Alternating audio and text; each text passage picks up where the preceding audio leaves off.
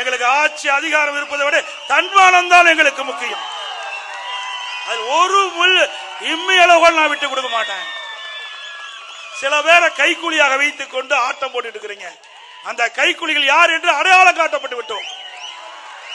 அதுக்கு விரைவில் முடிவு கட்டப்படும். சில பேர் அனைத்து இந்திய அண்ணா திராவிட முன்னேற்ற கழக ஆர்சி கவிழ்ப்பதற்கு எதிர்த்து ஓட்டு போட்டாங்க. மன்னிச்சு அவர்களை அரவணைத்து துணை முதலமைச்சர் கொடுத்தோம், உயர்ந்த பதவி கொடுத்தோம். மீண்டும் அவர்கள் திருந்த பாடில்லை.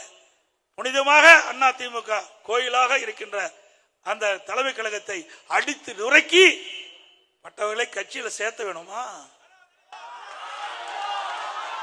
அது தொண்டனுடைய சொத்து. தலைமை கழகம் தொண்டனுடைய சொத்து. நீங்க போய் அடிச்சுட்டு இருக்கணும், அவரெல்லாம் கட்சியில சேர்த்திக்கணும். இன்னொருவர் நம்முடைய அனைத்து இந்திய அண்ணா திராவிட முன்னேற்ற கழக ஆட்சி கவிழ்ப்பதற்கு 18 பேரை கடத்திட்டு போனீங்க எம்எல்ஏ.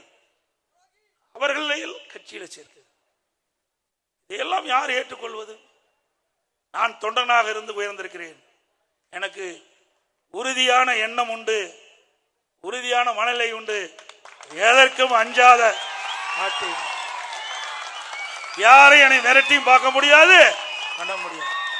எப்பொழுது சொல்லுகின்றேன், இதுவரை கடந்த காலத்திலும் சரி, அனைத்து இந்திய அண்ணா திராவிட முன்னேற்ற கழக ஆட்சி செய்கின்ற பொழுதும் சரி, இப்பொழுதும் சரி, மத்தியிலே இருக்கின்றவர்கள் யாரும் நமக்கு எந்த அச்சுறுத்தலும் கொடுக்கலை. நமக்கு நன்மைதான் செய்தார்கள். புரட்சி தலைவி அம்மா மறைவுக்கு பிறகு சில பேர் அந்த கட்சியை கபலீகரம் பண்ண பார்த்தார்கள், ஆட்சி கவிழ்க்க பார்த்தார்கள்.